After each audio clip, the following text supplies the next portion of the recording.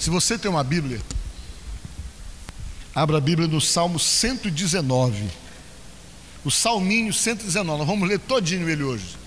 Tá bom para vocês? Estou brincando.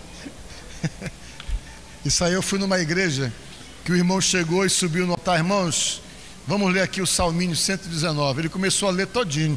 Aí não parava, o pastor teve que levantar e dizer: irmão, não dá para ler todo, senão vai ser o culto inteiro. São, parece que 200 e poucos textos. Mas eu quero ler o versículo, os versos 67 ao 71. É Salmo 119, versos 67 ao 71. Amém?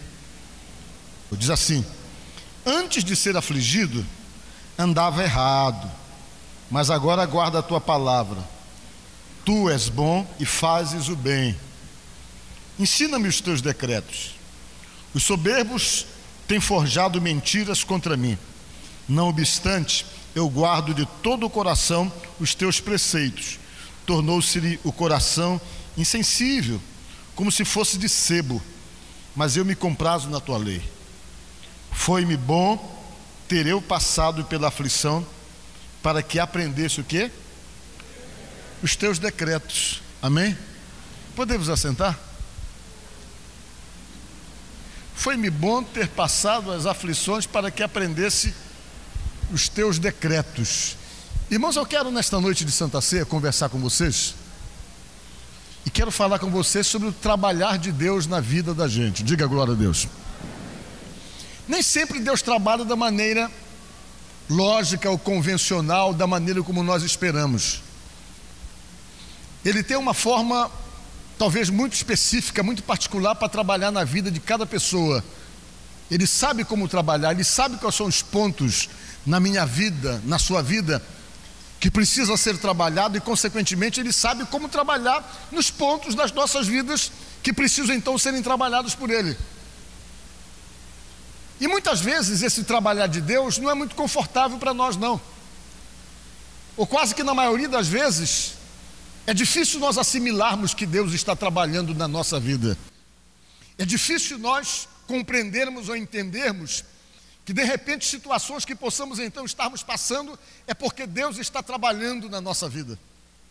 É difícil então nós entendermos e compreendermos que às vezes até mesmo as situações que nós não admitimos e não aceitamos, que possam de repente parecer como a ausência do agir de Deus ou da mão de Deus em nossa própria vida, é difícil nós entendermos que Deus pode estar trabalhando em nossas vidas.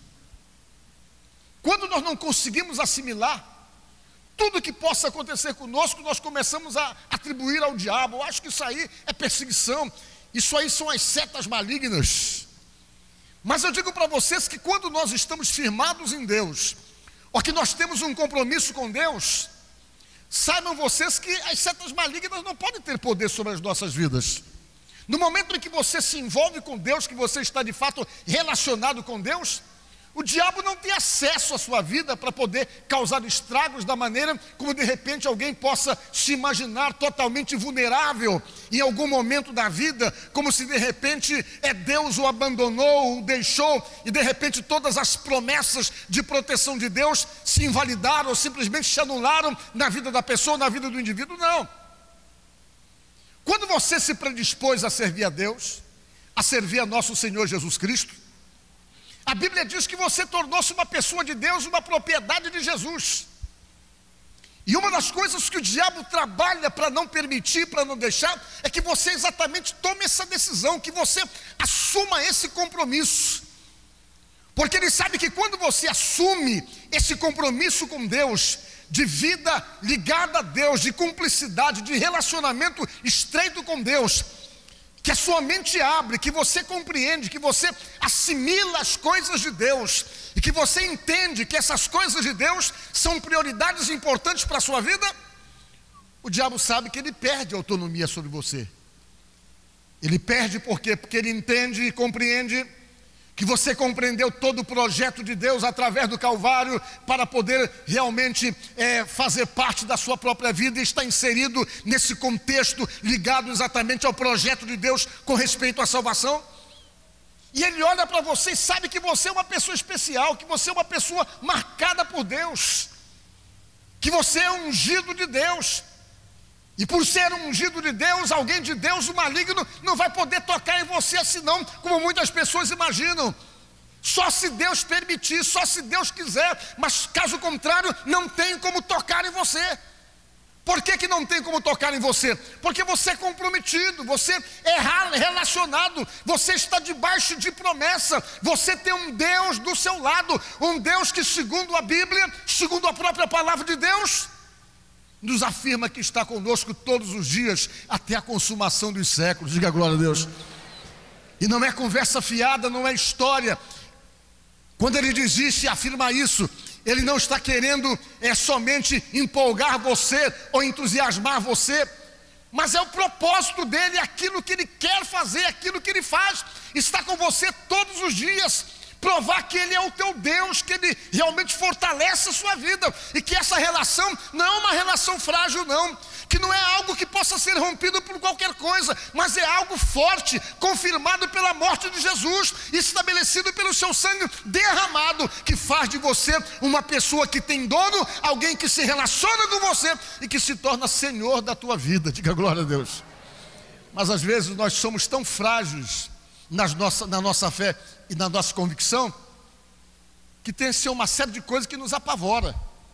Eu sou cristão, meu Deus, o inimigo está me abatendo. Quando não, o que acontece muito comum com pessoas que criam em si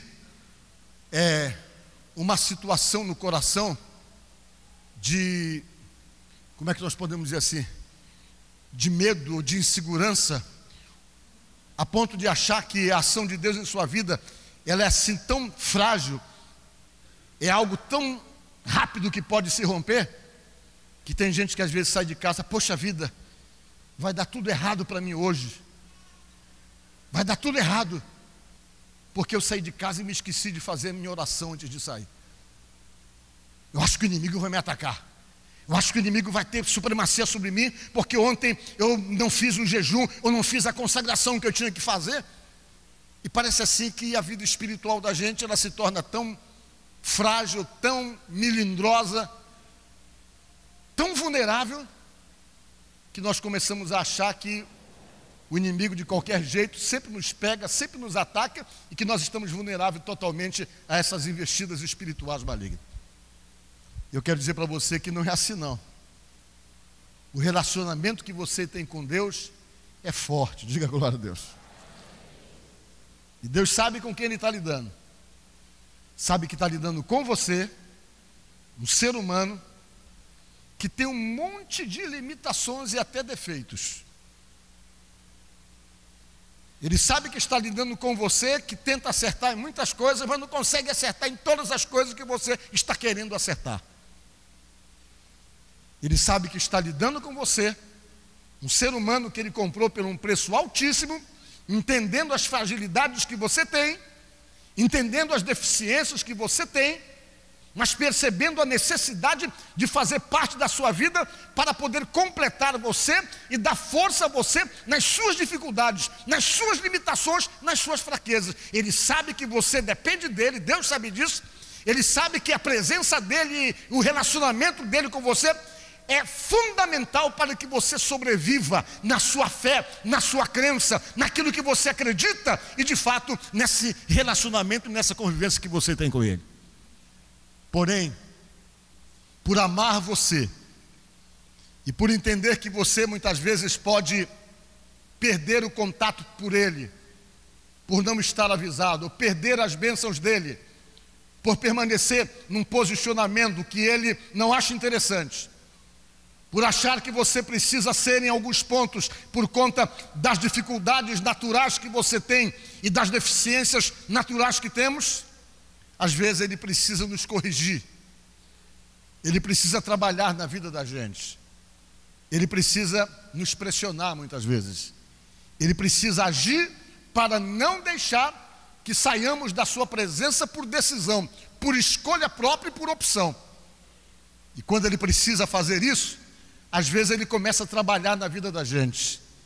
E quando ele começa a trabalhar, é para nos chamar a atenção E muitas vezes esse agir dele em nossa vida, esse trabalho dele em nossas vidas, muitas vezes é doído, é desconfortável, mas é extremamente necessário. Vejam bem, o salmista aqui experimentou isso e confirmou isso. O que foi que ele disse? Ele disse o seguinte no primeiro texto que nós lemos: que ele estava longe de Deus, que ele estava meio afastado, que ele estava meio indiferente, mais ou menos assim. Eu vou até ler aqui novamente só para poder fortalecer o que eu estou dizendo. Olha só o que ele disse aqui: antes de ser afligido, andava errado, mas agora guarda a tua palavra, disse ele. Antes de eu sofrer uma aflição, ou ser afligido pelo Senhor, eu estava meio errado, disse ele. Mas a aflição que Deus permitiu sobre ele, veio fazer ele aprender de Deus, aprender os decretos de Deus. Foi o que ele falou. No final do texto ele diz: foi-me bom ter passado as aflições para que aprendesse os teus decretos, disse ele. Por que ele disse isso? Que às vezes Deus aflige você, ou permite que você seja afligido, para que você aprenda dele. Diga glória a Deus. Para que você aprenda o que ele quer com respeito à sua própria vida. Muitos dos problemas que às vezes passamos, e muitas das dificuldades que às vezes enfrentamos, nós não obtemos solução com oração. Tem coisas em nossas vidas que de repente passamos, enfrentamos problemas e enfrentamos dificuldades, e quando passamos essas aflições e essas dificuldades da vida, a primeira ação que nós temos é procurar um lugar e pedir que alguém ore por nós. E nós começamos a pedir a pessoas: ora por mim porque eu estou passando por isso. Quando não, começamos a ir de igreja em igreja para encontrar alguém poderoso para estender a mão sobre nós e dar uma ordem de bênção para que cesse as aflições da nossa vida, para que cesse as dificuldades da nossa vida. E às vezes nós ficamos completamente frustrados, que passamos a fazer peregrinações em busca de uma oração diferenciada que possa resolver todos os nossos problemas. E pessoas oram, pessoas dão palavras, e alguém nos conforta, alguém tenta nos dizer: olha, isso vai passar. E mesmo as pessoas orando, e mesmo nós orando, o problema não se define, as aflições não cessam, as dificuldades não cessam. E quando nós percebemos que a nossa vida está exatamente envolvida em uma situação semelhante, onde as coisas não se definem, onde as coisas não se resolvem, onde as nossas orações parecem que se perdem no vazio, onde tudo aquilo que pedimos e falamos para Deus não vem como resposta, e nós percebemos então que continuamos afligidos, continuamos em dificuldades, e oramos, e oramos, e oramos, e não há solução, não há resposta. É porque Deus está entendendo que esse teu problema, que essa tua aflição, que essa tua dificuldade não vai se resolver com oração. Ela só vai se resolver com obediência. Diga glória a Deus. Obediência. Tem coisas que você pode orar e pedir, e não vai mudar nada. Porque o que Deus quer não é ouvir tua oração. O que Deus quer não é receber os teus sacrifícios. O que Deus está querendo é posicionamento. O que Deus está querendo, na verdade, quando você começa a ser afligido, que a oração não funciona para resolver o problema das suas aflições, quando você começa a viver uma situação de aflição, que você ora, que você faz campanha, que você faz de tudo, e a situação não se resolve, é porque Deus está trabalhando em você, está querendo dizer para você o seguinte: não vou te responder com oração, não vou te responder pelo clamor que você está fazendo, não vou responder a você pelos sacrifícios que você está fazendo. Essa aflição só vai passar se você aprender de mim, guardar os meus decretos, fazer o que eu estou mandando você fazer e corrigir a sua vida para se submeter e fazer do meu jeito, porque na hora que você fizer do meu jeito, a bênção vai chegar. Diga glória a Deus. Foi exatamente assim com o salmista. Ele refletiu sobre isso. Ele estava errado, e depois que ele estava errado, ele começou a ser afligido. Deus permitiu a aflição na vida dele, e quando ele percebeu que a aflição era porque Deus estava querendo trabalhar na vida dele e fazer ele aprender os decretos de Deus, aprender o que Deus queria.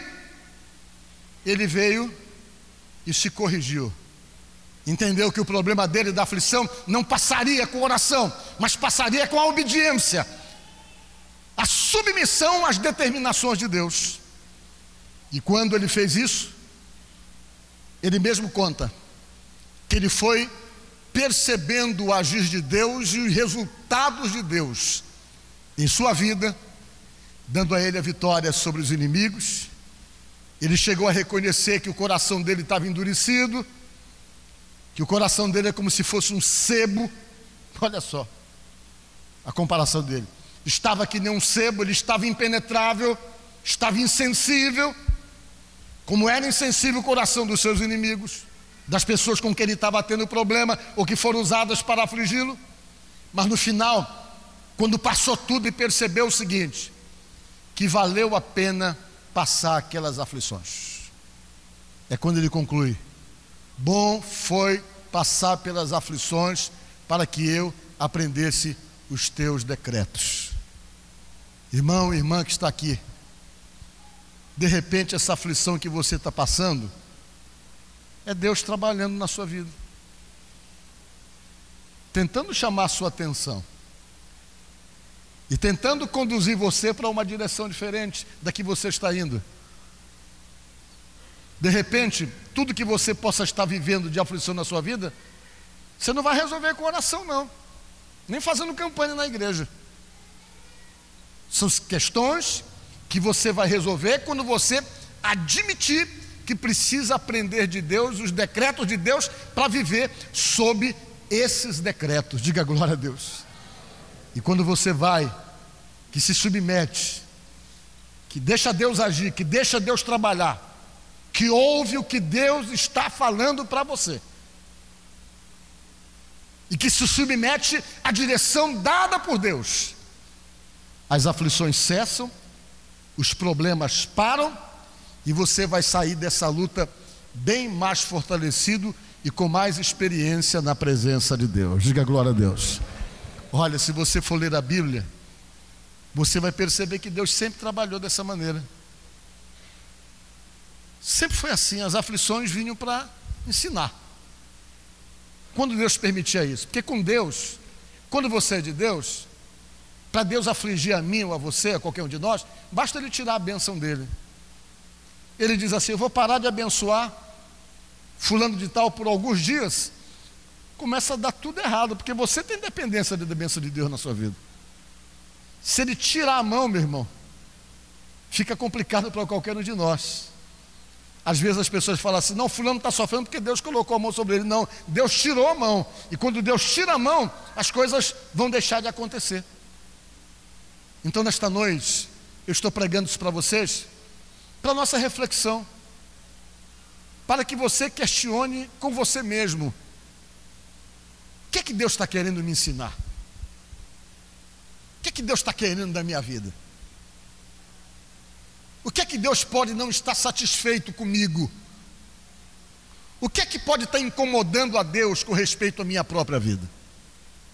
E através então de uma análise fria, imparcial, olhando para si mesmo, sem procurar transferir culpa de qualquer coisa que não esteja funcionando na sua vida ou nas nossas vidas, mas assumindo de fato a nossa posição como servo de Deus, como alguém comprometido com Deus, que entende, que assimila a vontade de Deus com respeito à nossa própria vida, você vai perceber que Deus vai falar diretamente com você.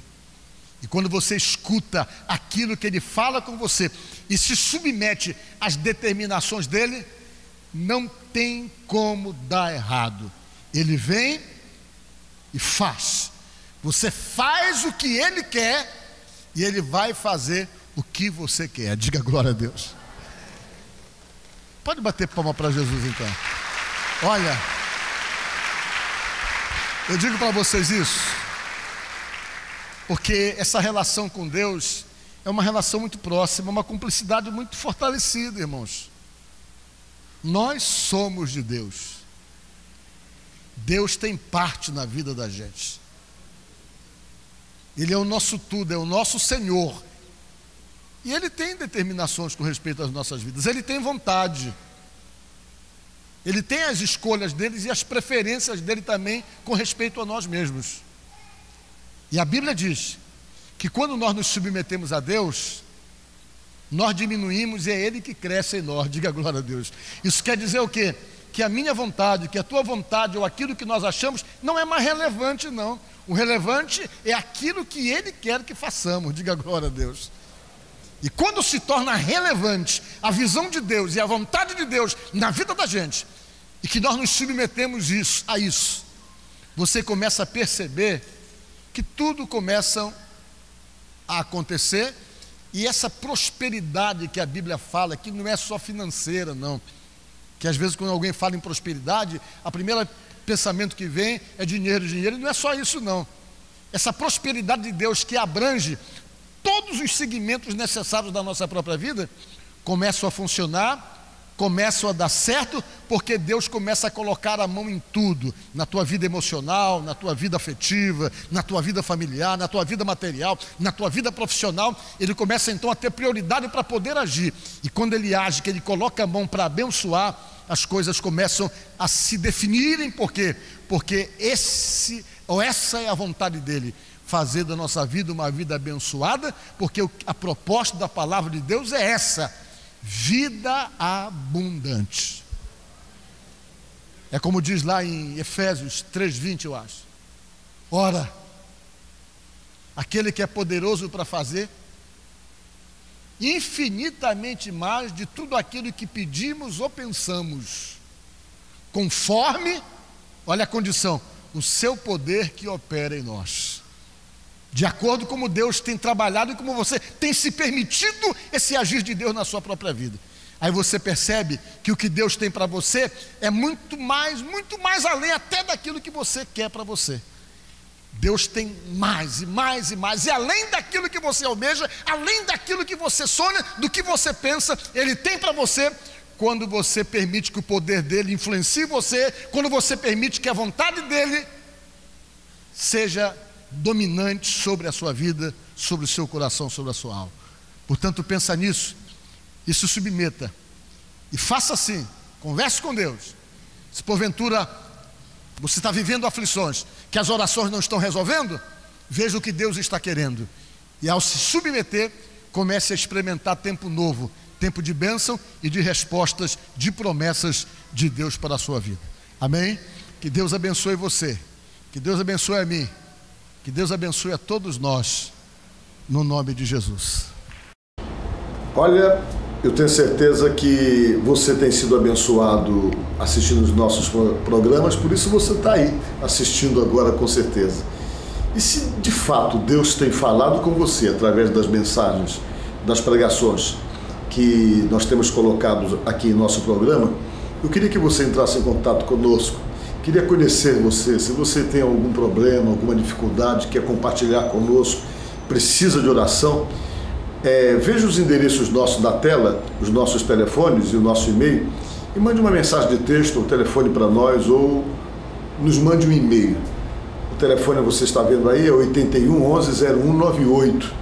É o telefone que você pode mandar uma mensagem de texto ou passar um e-mail para nós, para o nosso endereço aí, que é prpauloguilherme@hotmail.com. Vai ser muito bom conhecer você e saber que você tem nos acompanhado e saber que você está sendo abençoado também, tá certo? Vamos fazer uma oração por você? Senhor, nosso Deus e nosso Pai, no nome de Jesus Cristo, nós oramos por cada pessoa que nos assiste neste momento. Essa pessoa que está triste, angustiada, preocupada, enfrentando problemas em casa, quem sabe problemas de família. Essa pessoa que está precisando muito de uma bênção tua para resolver situações que só o Senhor pode resolver. Talvez essa pessoa que nos assiste já tentou de tudo para dar uma solução a uma dificuldade que esteja enfrentando e, na verdade, se sente impotente diante dos problemas que cercam sua vida. Mas nós sabemos, Deus, que Tu pode todas as coisas. Por esta razão, nesta hora eu oro por essa pessoa e te peço no nome de Jesus que todo problema, todo embaraço, todo atrapalho, tudo aquilo, meu Deus, que tem gerado tristeza a esse coração. Todos os problemas em casa, de família, toda a perturbação, toda a contenda, tudo aquilo que não presta e que não vem de Ti, Deus, que seja repreendido dessa vida, seja repreendido dessa casa e do meio dessa família, em nome de nosso Senhor Jesus Cristo.